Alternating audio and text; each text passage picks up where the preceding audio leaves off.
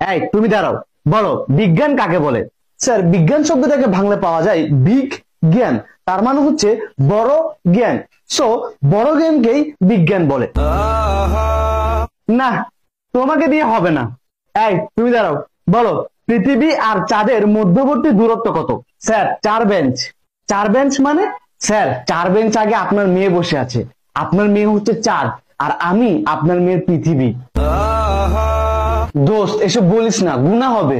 Sir, এখানে আমার একটা কোশ্চেন ছিল, মানুষ যদি চাঁদে বসবাস শুরু করে তাহলে তারা কি দেখে ঈদ পালন করবে?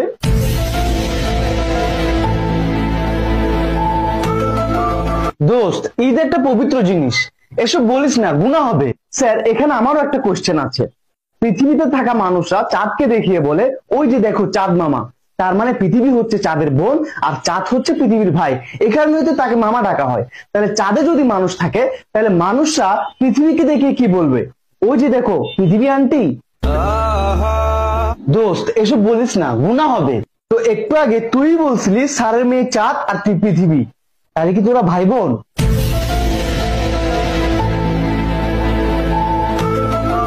তোমাদের অনেক কোশ্চেন হয়েছে, এবার আমি কোশ্চেন করব। বলো, ডাইনোসর বিলুপ্ত হওয়ার প্রধান কারণ কি? স্যার, এসব বলিয়েন না, গুনাহ হবে। এই ওরে ধর, ওরে আল্লাহর কাছে পাঠাই।